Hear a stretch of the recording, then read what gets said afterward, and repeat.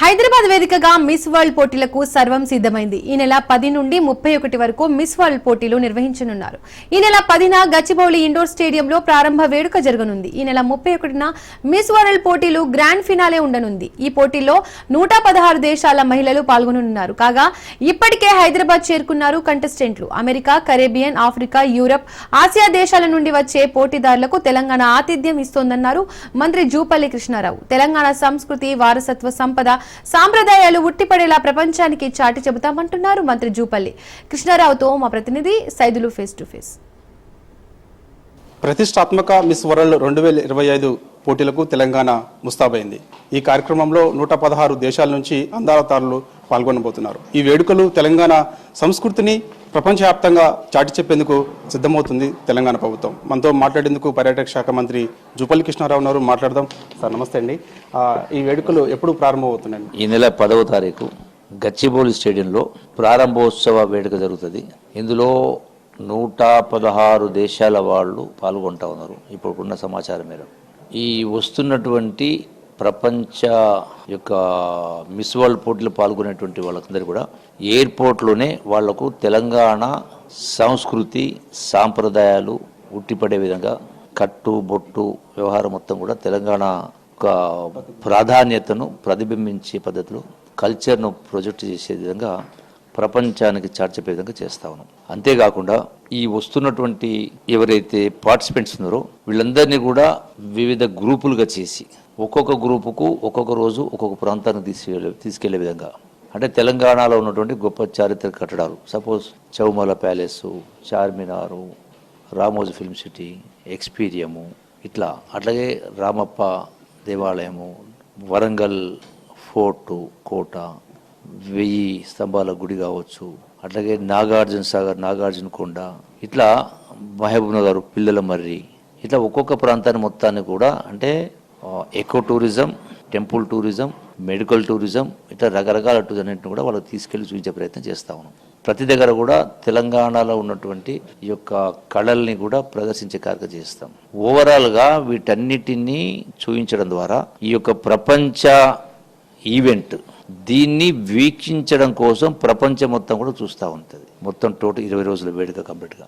దీనికి ప్రపంచం నుంచి సుమారుగా అరౌండ్ 3,000-3,500 మంది ఈ యొక్క మీడియా వాళ్ళు, అంటే టీవీల వాళ్ళు, పేపర్ల వాళ్ళు కూడా ఇలా పాల్గొంటారు.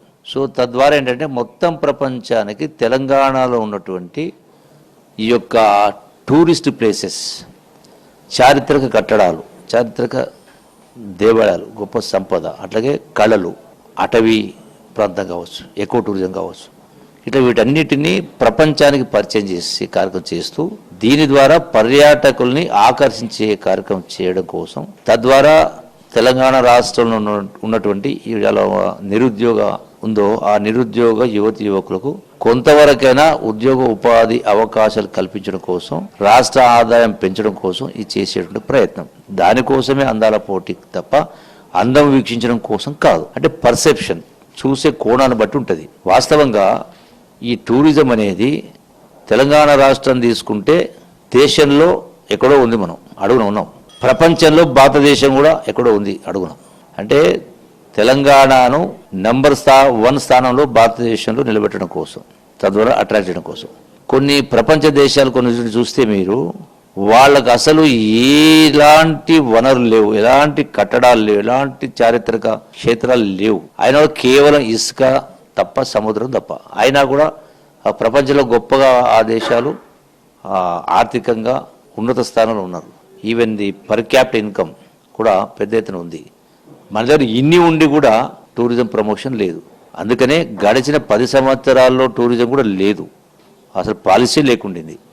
సో దానికి ఇలా గౌరవ ముఖ్యమంత్రి రేవంత్ రెడ్డి గారు ఈ టూరిజం ప్రమోషన్ కోసం అని చెప్పని ఈ యొక్క అందాల పోటీల మిస్ వరల్డ్ ప్రోగ్రాం కోసం దేశంలోని ఇతర రాష్ట్రాలు పోటీ పడ్డాయి, ప్రపంచంలోని ఇతర దేశాలు పోటీ పడ్డాయి. అయినా కూడా తెలంగాణ రాష్ట్రానికి ముఖ్యమంత్రి రేవంత్ రెడ్డి గారు దీన్ని సాధించడం జరిగింది.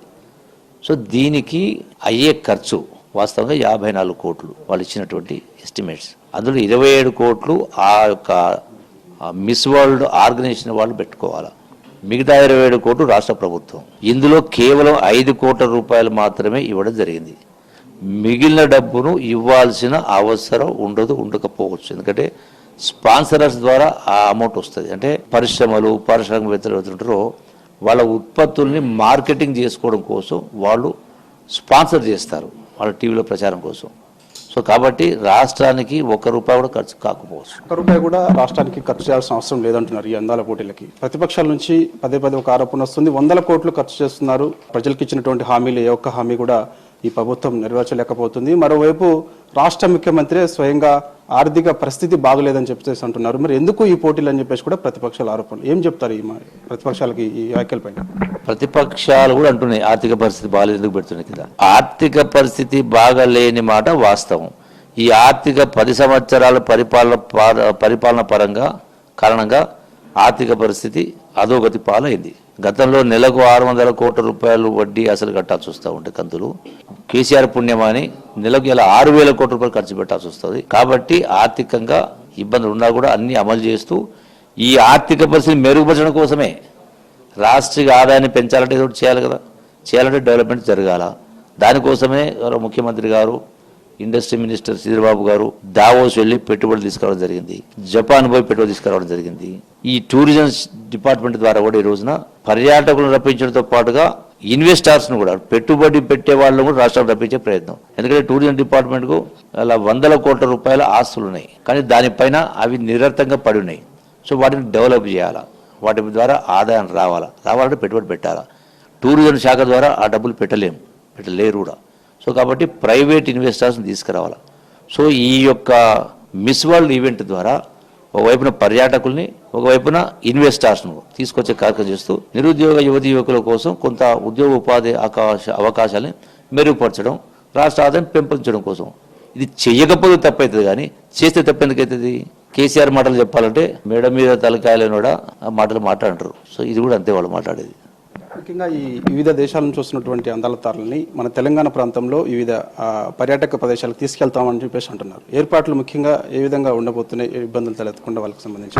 నా భూతో నా భవిష్యత్ అనే విధంగా ఏర్పాట్లు జరుగుతున్నాయి. వచ్చినటువంటి వాళ్ళను కూడా మన తెలంగాణ సంస్కృతి, మన తెలంగాణ సాంప్రదాయాలు, మన తెలంగాణ కళాకారుల ద్వారా భరతనాట్యం కావచ్చు, కూచిపూడి కావచ్చు, పేరిణి కావచ్చు, కట్టు బొట్టు సంస్కృతి, తెలంగాణ సంస్కృతి ఉట్టిపడే విధంగా ఎయిర్పోర్ట్ లో దిగినప్పటి నుంచి మళ్ళీ ఎయిర్పోర్ట్ లో ఎక్కేంత వరకు కూడా గొప్ప అనుభూతి కలిగే విధంగా ప్రపంచం మొత్తం కూడా వాళ్ళు తెలంగాణ టూరిజం అంబాసిడర్స్ గా డెవలప్ అయ్యే విధంగా ఆ స్థాయిలో ఏర్పాటు చేస్తా ఉన్నాం. అన్ని ఏర్పాట్లు సక్రమంగా జరుగుతూ ఉన్నాయి.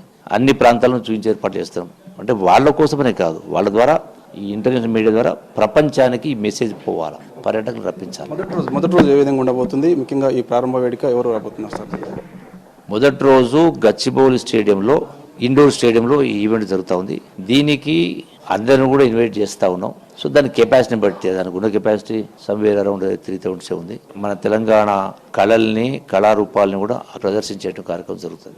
చూస్తున్నాం కదా, ఖచ్చితంగా ఈ యొక్క అందాల పోటీలు మన దేశంలో ఇతర రాష్ట్రాలు పోటీ పడినప్పటికీ కూడా చాలా ప్రతిష్టాత్మకంగా నిర్వహించేందుకు తెలంగాణ ప్రభుత్వం ముందుకొచ్చి నిర్వహించబోతుంది. దాదాపుగా 116 దేశాల నుంచి అందాల తారలు ఈ కార్యక్రమాల్లో పాల్గొనబోతున్నారు. దాంతోపాటుగా తెలంగాణ టూరిజాన్ని కూడా వాళ్ళకు చూపించబోతున్నాం. ఖచ్చితంగా తెలంగాణ టూరిజం కూడా డెవలప్మెంట్ కాబోతుందని చెప్పేసి అంటున్నారు పర్యాటక శాఖ మంత్రి జూపల్లి కృష్ణారావు.